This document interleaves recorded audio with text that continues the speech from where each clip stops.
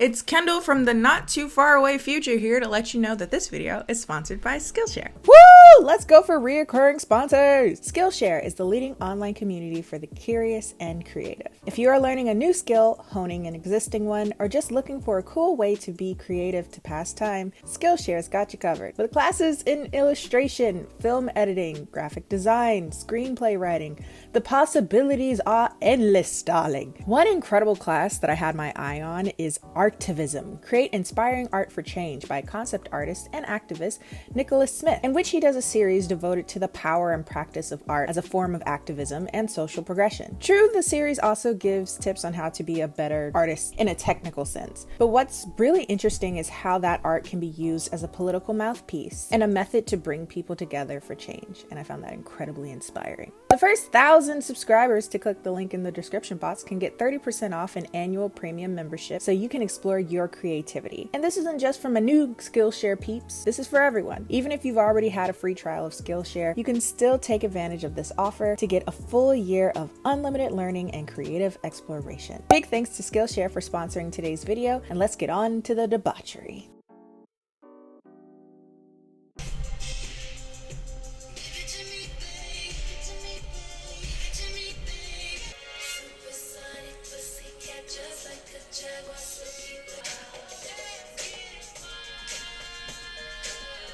Hi! I have sunscreen all in my eyes. Hi! It's Kendall. If you're new around here, welcome. If you're not new around here, what is up, home skillet biscuit? And happy midweek video for once. I did one last week, didn't I? Look at me, 2 for 2. Which means I might not do a Saturday video.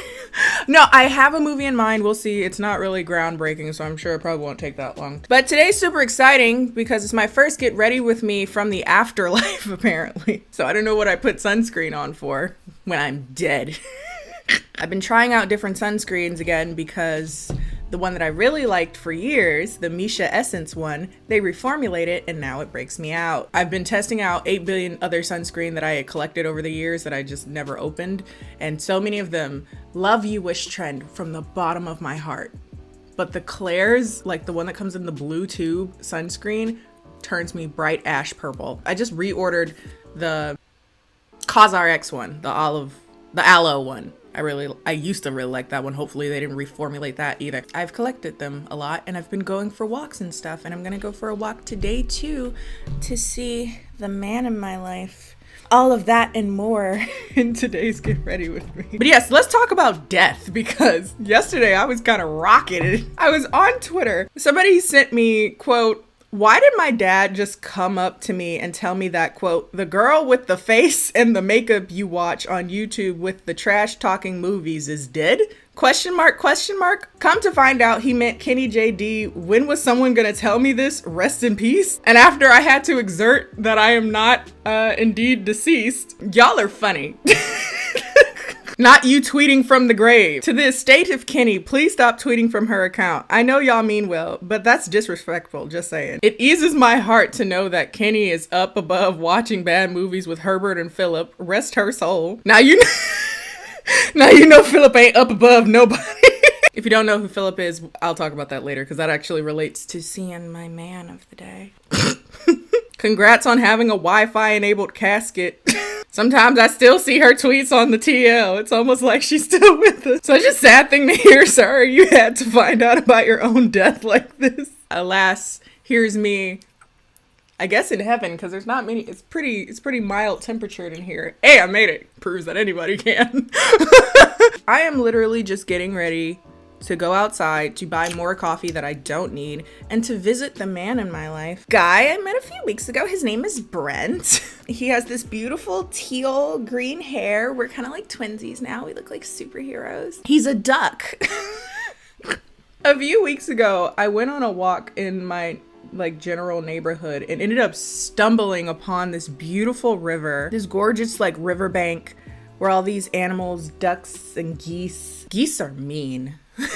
Side note, named a goose too. His name is Tyrone, but he's a little antisocial. Come on. Whereas Brent, he's a ladies' man, so I have to keep him on a leash. I got to check up on him recently because he'll be out there. I stumbled upon Brent the duck while I was out for a walk, and now it's become this little almost bi-weekly thing. I go over there to see Brent and Tyrone to some extent, but mostly Brent. It's so weird, like stumbling upon a little like out in the wilderness type situation, especially because I'm such a city girl. Like, I'm a Detroit girl. We don't go walking anywhere really, but if we're gonna go walking, it's certainly not in the wilderness. So much wildlife over there and birds and fish. I did get freaked out because there ended up being this little like mini historical town, and my black ass started to panic, like historically, like ancestrally. I'm like, this is all cute Victorian for y'all white people, but for me, this is triggering the ancestors. I want to go home. You got 9 time to come hit that. I've been on a Victoria Monet binge. Everybody, please listen. I feel like,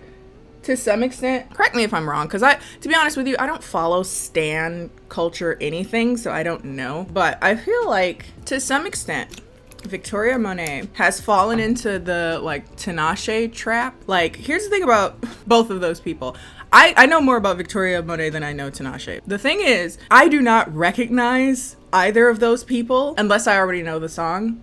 And I know so few Tinashe songs. Like, when I see her face, I don't know who she is. And to be honest, it's kind of the same Victoria Monet, but I like a lot of Victoria Monet's songs. But like, if I saw her out in a crowd or something, I wouldn't know it was her.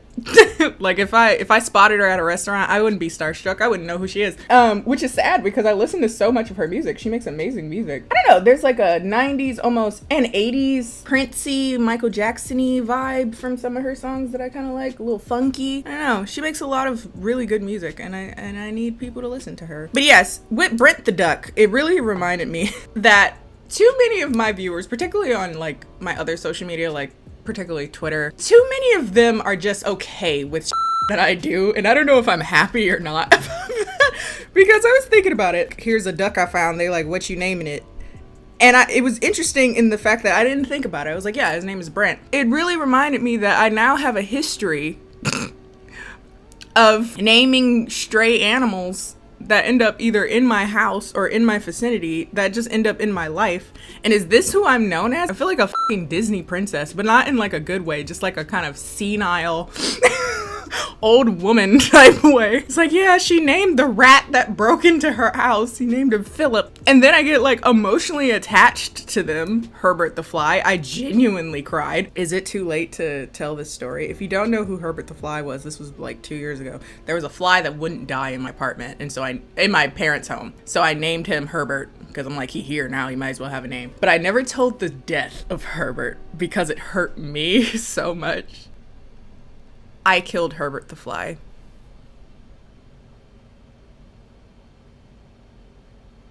Well, I might actually have tears in my eyes. What happened was, I was doing a video. I felt a tickle on my thigh, on my bare thigh, and just reflexively, I just slammed my hand down. And I looked under it, and there was Herbert. There was so much in that moment, because I definitely had Stockholm Syndrome, because I had been trying to kill that damn fly for who knows how long at that point. Again, I named it. So he just stayed in the same area, and that was just his life. And then he died by my hands, and it was this like kind of cruel, ironic fate that this is how this ends. In a similar way with with Philip too, like I had slowly started to get attached to this little monster that was trying to just ruin my peace of mind completely. That by the time he got sucked up in the trap, I was just like, I was kind of heartbroken. I was like, damn, you fought a valiant fight, dude. Like, luckily he didn't have no kids, at least not in my house, because they asses would have had to go too. Don't fret not, young child. You'll be with your father swiftly. Okay, I don't know what's going on. I don't know if this is like shifting in weight thing or me just getting older thing, but I don't know how to contour my face anymore, and it happened very swiftly. Like over the last few weeks, I feel like this awkwardness when I contour my face, and I don't know what that's about. And I've seen it in video as I've been like going over things. I guess maybe I am a little paranoid. I have a weird mixed feeling about aging. I personally feel like aging is such a beautiful thing, but it gets such a negative, connotation around it. It's like, you've gotten old. It's like, but the beauty of that like sentiment of like aging and getting, not to go dark about this, I'm sorry if it ended up going a little dark, but one thing that I was thinking about, like when my mom passed, one of the things that kind of was hard for me to wrap my head around is that my mom looked really young when she died. She was 62. And so like I expected, I guess, 62 to look a lot older than she was. Like, she had very few wrinkles. She, you know, had a very youthful face. And it really got me understanding that, you know, at one point I thought like, oh my God, when you're 40, your life is over. When you're 60, your life is over. But like, your life is over when you decide to stop living, in the sense of like doing the things that bring you joy and doing the things that make you happy. And I hope as a society, I was thinking more about that, like how often I have been kind of ageist in life. Like, there's this expectation that at a certain age you stop doing certain things and you start doing certain things and you this, that, and the other. But as I get older, I really realize that none of that means much. Like, there's incredibly immature and irresponsible 60-year-olds. But especially as a woman, though, I feel like men don't feel this as much, and maybe I could be wrong. Men are understood as like becoming more distinguished with age traditionally, and they're allotted this kind of freedom to age that women are simply not given. And I just feel like this: I take care of my skin, I drink water, I'm building a life for myself independent of other people, so that if I decide to add someone and they leave or whatever, like, my entire existence isn't built into another person. And that, I feel like, is the beauty of aging as a woman, you know? It's like, aging and building yourself as a woman is just so fascinating and beautiful. I don't know where I was going with that. I'm sorry. I'm on this whole tangent. Also, I might be speaking from a place of privilege because, honestly, again, my mom didn't have any wrinkles by the time she was like 62. And I was like, okay, so I'm gonna age well. Like, and I take care of my skin and I have more melanin than she did. Hell yeah. My mom didn't do to her skin. It was funny. Somebody on Twitter thought I was like 19. Hilarious. I'm like, yep, I'm definitely Gen Z. Well, the thing is about me, I was born in 95, so I was in that weird in-between of Gen Z and millennials. I'm technically a millennial, but by like 4 months or something like that. I don't know. I'm in this like weird space where I actually get a lot of the references of Gen Z, but I'm technically not Gen Z. But it's so stupid. Who cares? Like, like TikTok, there's like literal 35-year-olds arguing with 16-year-olds about anything. Like, what? Y'all really out here arguing with teenagers about like what side to part your hair on? Like, shut up. At 35 years old, okay, is this ageist? See, I'm trying to question myself, but I don't know. I feel like at 35 years old, you should have other things to worry about than the opinions of 16-year-olds. Like, seriously, like, I don't think that's ageist. I just think that's being realistic. Like, girl, get a life. Did y'all see old girl made like a song against Gen Z? I was like, this is so embarrassing. Like, this is so embarrassing. Are you not embarrassed? I was like, oh my God. But yeah, I'm super excited for things to heat up because your girl is fully vaxxed. We got the vax. This girl is on Pfizer. I was really nervous about the second dose because I'd say 8 out of 10 people that I asked about it, they said their second dose knocked them out, made them nauseous, made them this, that, and the other. And I was like, ugh. Made it feel like really stiff muscles and stuff like that. And I was a little concerned about it. I was like, ugh, okay. Because I got it last week. And so I was like preparing for last week's video, which was a honker. If you haven't seen it already, it was 58 minutes. But I was preparing for that video, getting approved by the sponsor and yada, yada, yada. And I was like, okay, this is throwing off my timeline even more if I end up getting knocked out by this vaccine. But luckily I didn't. It was just kind of like my arm was a little sore and that was about it. I think it might just be how my genetics deal with it, because I asked my aunt and she had gotten it a while ago and she got Pfizer too. And she said that hers didn't bother her at all. I was like, okay, so there must be like something in the genes or I don't know, maybe my height or something. Oh yeah, okay, I think I figured it out. I've been contouring weird again the last few days. And I think it's because for some reason I haven't been like dragging it down the side of my face like I used to. I used to do like full on K-beauty style like V-line contouring, and I think I need to start doing that again. I'm just paranoid, but I just noticed that my face shape has changed, particularly in the last few weeks. Is it weight loss? My pants fit better. So I don't know, maybe. It would be nice to get rid of the quarantine however much. I've been calling it the quarantine 15, but it's probably quarantine at heaviest hot ass quarantine 25. Like I got Like early in quarantine, I had phases. Very early in it, I was eating every day. Uber Eats. It's my job specifically to keep all the businesses open. That is my duty. It is my cross to bear to order sushi every fucking day. And swiftly that became incredibly expensive. I just wasn't comfortable that every month I was spending like a fucking car note on Uber Eats, and I was just like, that's disgusting. And now my pants don't fit. My underwear didn't fit at one point. I was like, oh, this is elastic. The whole point of this is to be like stretchy, comfortable, cotton ass panties. I'm sitting here like, oh, not even the sexy panties. It was just like, and then I started eating a little bit better. I started cooking more at home, but then I realized my food slapped, so I'd start eating all of my food and then gained more weight.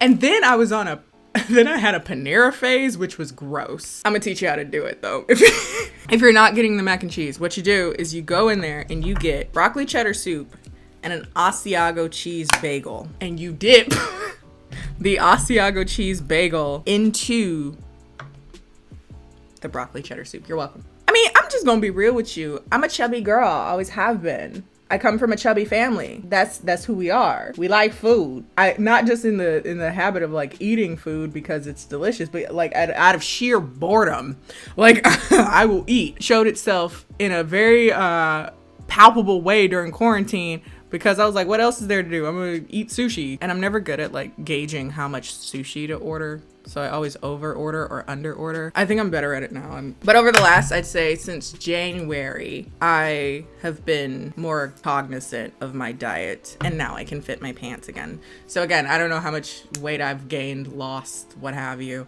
but that's my update that you didn't ask for. Recently I repurchased this thing from Stila. I was in Ulta the other day and I bought Kitten Karma, these like glitter things again, and I remember really liking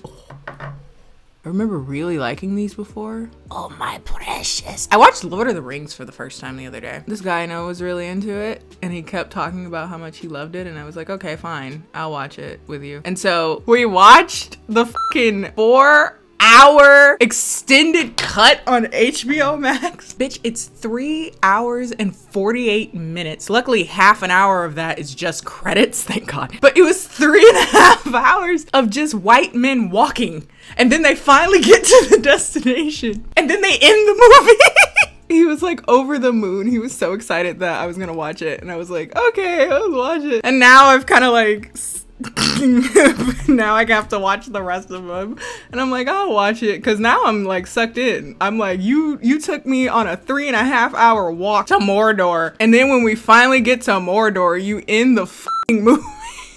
I was so angry. Speaking of HBO Max, HBO Max has been getting like a lot of really good content on there, and I was talking to I was in a meeting, I'll say, because I don't really know what to call him. He's like, he does like PR for brands and stuff, for sponsorships and stuff. Shout out. I don't want to say his name in case he wasn't trying to get shouted out for this. But anyway, in passing, he mentioned that he liked this documentary called Crazy But Not Insane on HBO, which I found very, very fascinating. For those of you that know, I'm a big like true crime murder mystery person. Shout outs to Bailey Sarian. He recommended it, and it's basically this documentary that I find very, very fascinating and also quite troubling of a concept. When I did my video on, was it Deadly Illusions, the one with the creepy ass writer where everyone ends up having like DID, the disorder that results in having alters, I believe. People corrected me word choice wise, if I'm not mistaken, that's the correct terminology, but it was formerly known as like split personalities,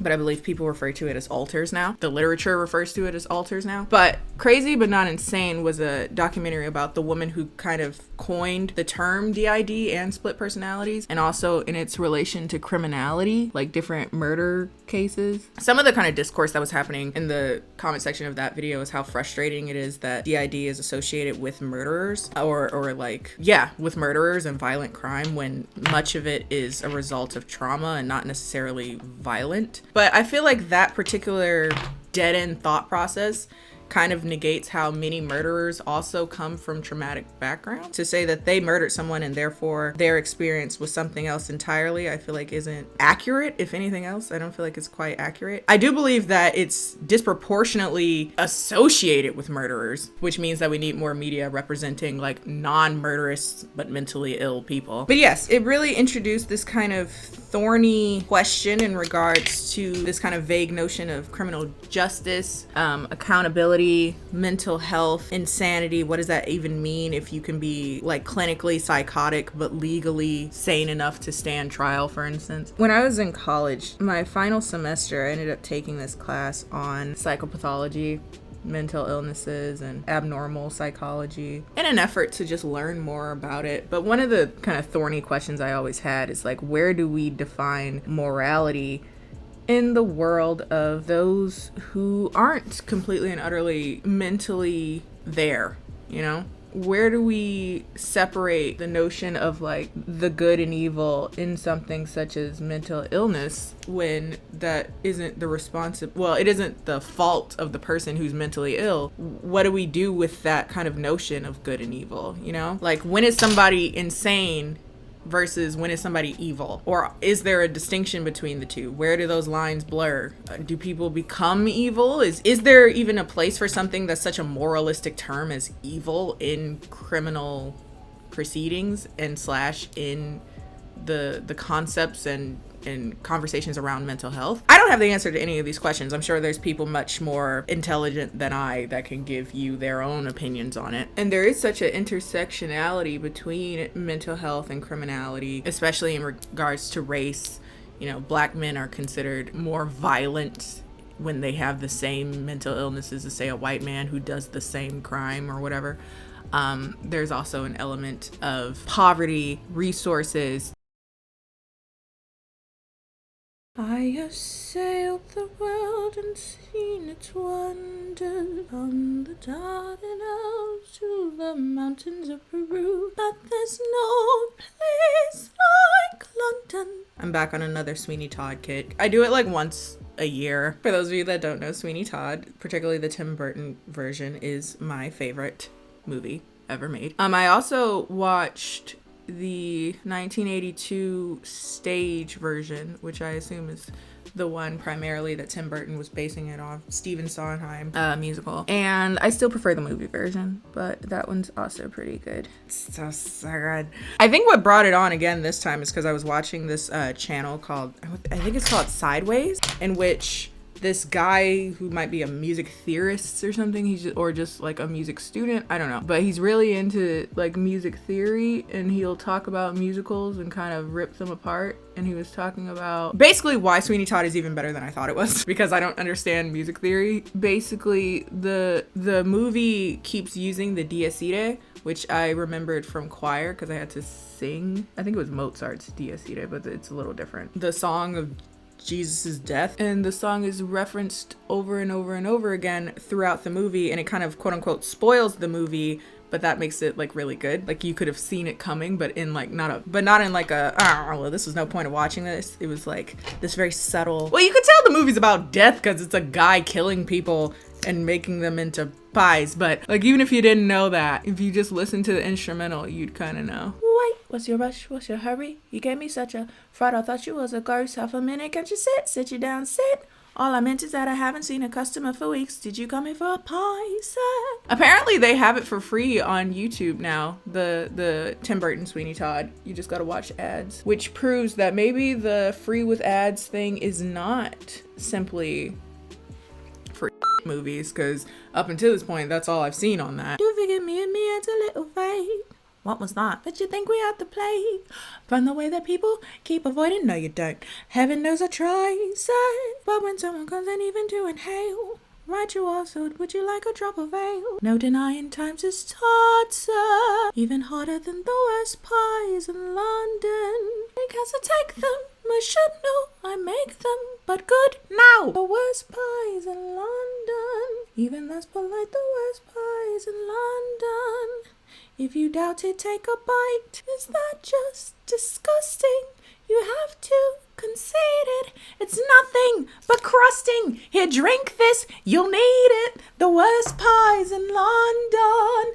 And no wonder with the price of meat, what it is when you get it. Never thought you'd live to see the day, and men would think it was a treat. Finding poor animals while dying in the street. Mrs. Mooney has a pie shop. Does a business, but I noticed something weird. Lately, all the neighbors' cats have disappeared. Had to hand it to a watercourse enterprise. Popping pussies into pies wouldn't do in my shop. Sorry. I have easily seen that movie hundreds of times.